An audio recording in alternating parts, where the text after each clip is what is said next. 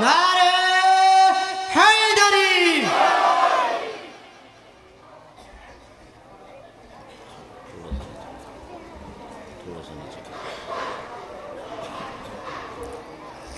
الحمدللہ وقفا والصلاة والسلام على افضل البشر وخاتم الانبیاء وعلى آلہ واصحابہ الذین هم خلاصة العرب العرباء وخیر الخلائق بعد الانبیاء اما بعد فأعوذ بالله السميع العليم من الشيطان الرجيم بسم الله الرحمن الرحيم قل هل يستوي الذين يعلمون والذين لا يعلمون إنما يتذكر أولو الألباب صدق اللہ العظیم۔ میں سب سے پہلے آج کی اس جاندار زندہ و بیدار مقدس متبرک محفل کے روح رواں اور صدر مجلس علامہ سکندر حسین نور بخشی صاحب کو مبارکباد پیش کروں گا کہ مولانا محمد امین انصاری صاحب نے ان کو متحدہ علماء محاذ پاکستان کا نائب صدر بھی مقرر کیا، اور آج کی یہ مجلس میں یہ سمجھتا ہوں کہ انتہائی جاندار لوگوں کی، بیدار لوگوں کی، جاگے ہوئے لوگوں کی، ولولوں، تنتنوں اور سینے میں مضبوط عزائم کو برقرار رکھنے والے لوگوں کی محفل ہے۔ میں جب یہاں داخل ہوا تو قاری صاحب جو تلاوت کر رہے تھے، میرا جی چاہا کہ میں اس پر بات کروں، کیونکہ انہوں نے جن آیات کی تلاوت کی اس میں اللہ نے قیامت سے پہلے جو ابتدائیہ ہے قیامت کا، اس کا زبردست منظرنامہ پیش کیا۔ پھر اس کے بعد یہاں گفتگو ہوئی اور مولانا محمد امین انصاری صاحب نے بتایا کہ 1965 سے یہ ادارہ قائم ہے، تقریباً ایک کم 60 برس بنتے ہیں 1965 سے لے کر 2024 تک۔ تو میں یہ سمجھتا ہوں کہ یہ بھی دین کی بہت بڑی خدمت ہے، اتنے علماء یہاں سے نکلے۔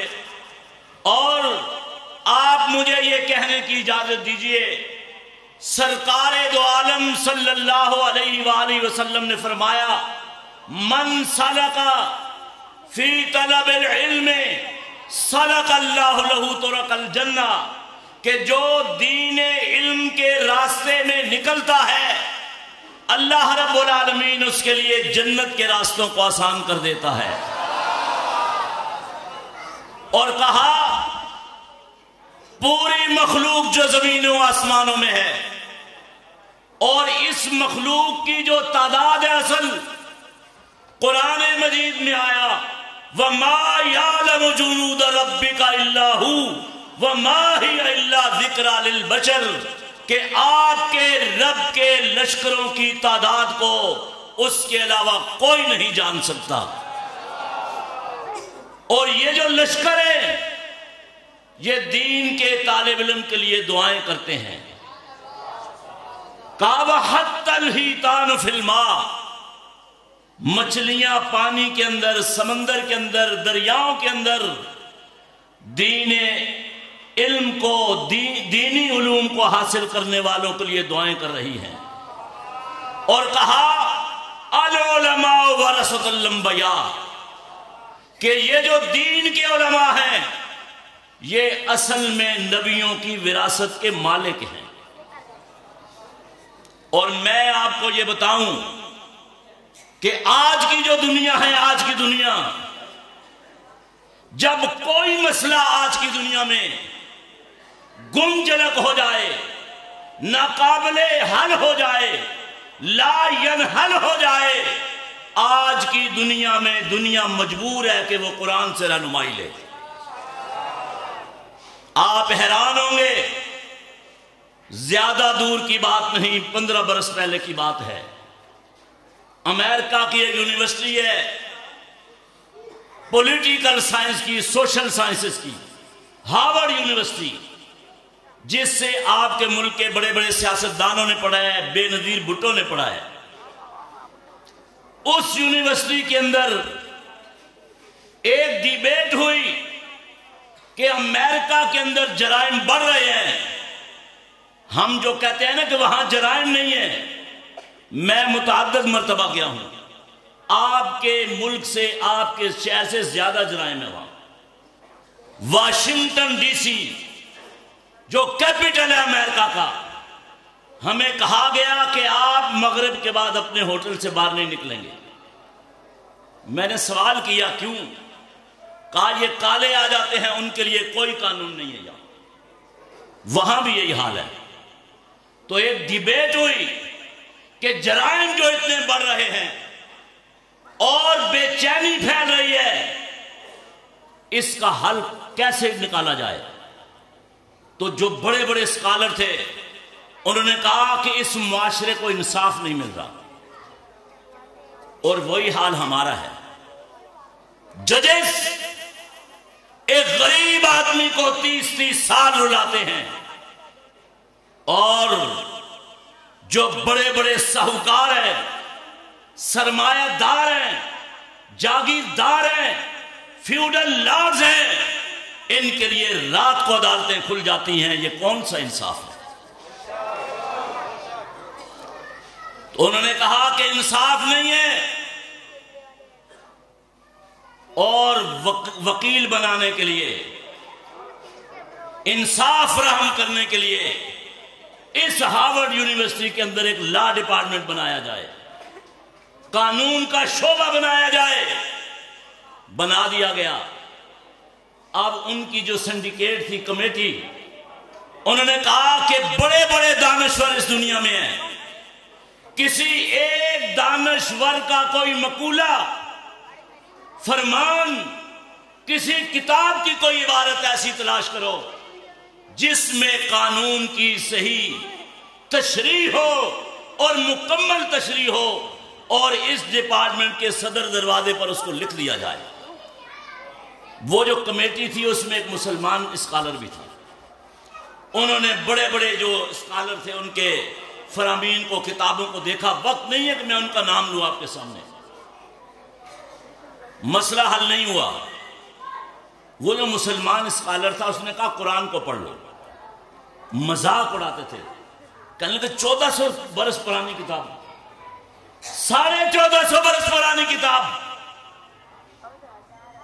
وہ ان کے پیچھے پڑا رہا۔ اور یہ اصول ہے کہ اگر آپ کسی کو منوانا چاہتے ہیں تو آپ کو مسلسل جدوجہد کرنی ہوگی۔ یہاں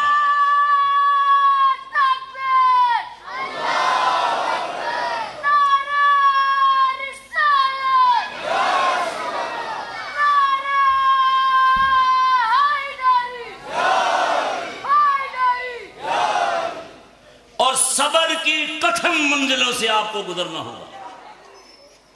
یہاں ذکر ہوا سلسلۃ الذہب کا، حضرت جنید بغدادی رحمت اللہ علیہ کا۔ کسی نے پوچھا کہ حضرت صبر کیا ہے؟ کہا کڑوی دوائی کو گھونٹ گھونٹ پینا، کڑوی دوائی کو گھونٹ گھونٹ پینا، اور ماتھے پر شکن کو نہ آنے دینا، ماتھے پہ سلوٹ کو نہ آنے دینا۔ خیر انہوں نے قرآن کو پڑھا، سورہ بقرہ سے شروع کیا۔ سورہ نساء کی آیت نمبر 135 پہ آئے، حیران ہو گئے، اور میرے رب نے فرمایا یا ایھا الذین آمنوا کونوا قوامین بالقسط شہداء للہ وَلَوْ عَلَىٰ أَنفُسِكُمْ أَوِ الْوَالِدَيْنِ وَالْأَقْرَبِينَ إِن يَكُنْ غَنِيًّا أَوْ فَقِيرًا فَاللَّهُ أَوْلَىٰ بِهِمَا۔ کہا انصاف میں اپنے اور بیگانے میں فرق نہ رکھو۔ گواہوں کو کہا کہ کوئی بات حقائق سے گر کر نہ کرو، اور ججوں کو مخاطب کیا وَإِن تَلْوُوا أَوْ تُعْرِضُوا فَإِنَّ اللَّهَ كَانَ بِمَا تَعْمَلُونَ خَبِيرًا۔ اگر تم بدلو گے اپنی بات کو تو جان لو کہ رب آپ کے اعمال سے واقف ہے۔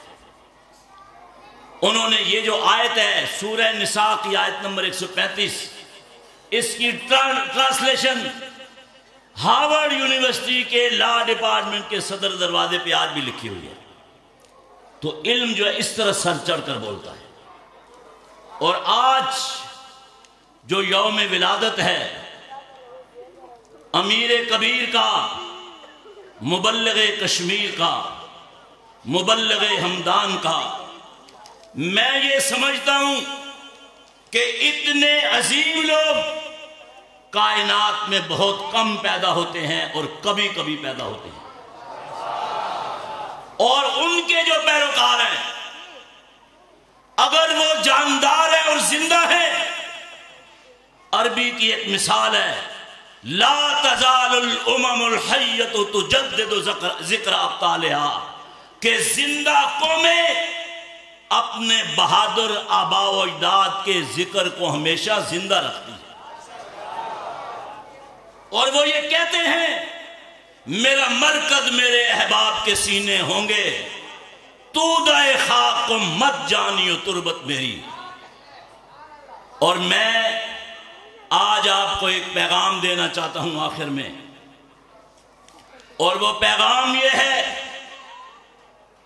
کہ مبلغ کشمیر نے جو کردار ادا کیا اور حضرت علی رضی اللہ تعالیٰ عنہ نے جو کردار ادا کیا، اور جو رسول اکرم کی مکی زندگی ہے، حضرت علی کے والد محترم ابو طالب رضی اللہ تعالیٰ عنہ کے پاس جب کفار آئے تھے کہ ہٹ جاؤ بیچ میں سے، انہوں نے اپنے بھتیجے کو مخاطب کیا اور کہا واللہ لن یصلوا الیک بجمعہم حتی اوسد فی التراب دفینا۔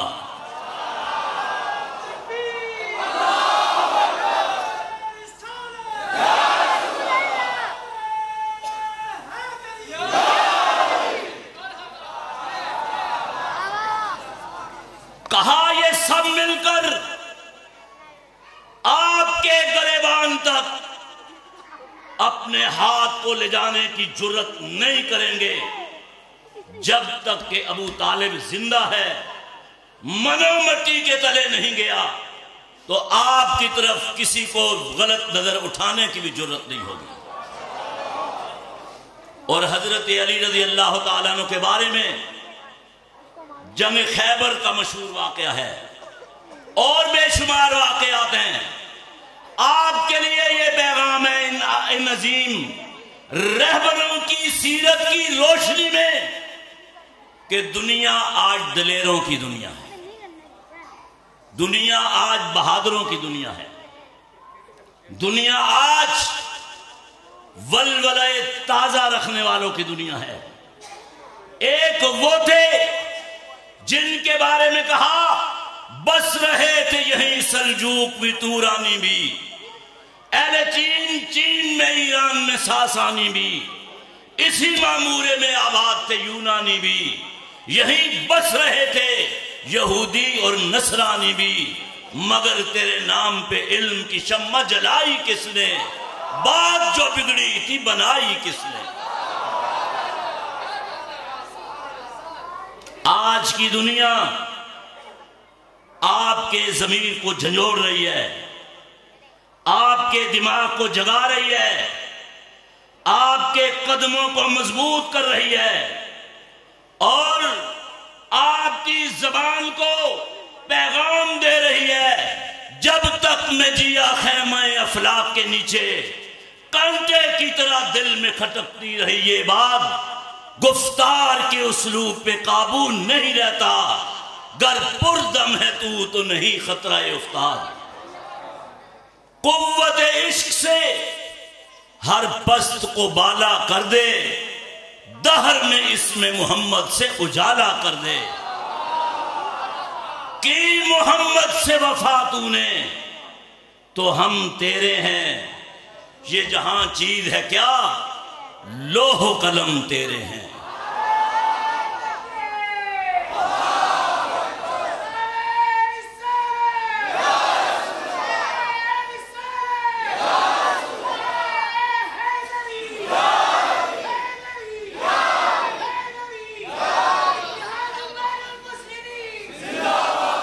میں ایک مرتبہ پھر آخر میں مولانا علامہ سکندر حسین نور بخشی صاحب کو آج کی یہ متبرک مقدس مقتدر معزز محفل کے سجانے پر مبارکباد پیش کرتا ہوں، اور وہ طلبہ کرام آج جو دستار فضیلت حاصل کریں گے اور جو ماضی میں کر چکے اور جو زیر تعلیم ہیں ان کو بھی مبارکباد پیش کروں گا، اور دعا گو ہوں کہ اللہ آپ کو سلامت رکھے اور اس ملک میں امن کے لیے، اتحاد بین المسلمین کے لیے جرتوں کے ساتھ، دلیریوں کے ساتھ، بہادریوں کے ساتھ، جان بازیوں کے ساتھ، سرفروشیوں کے ساتھ اور جان نثاریوں کے ساتھ باطل کے مد مقابل کھڑے ہو کر لڑنے کی توفیق عطا فرمائے،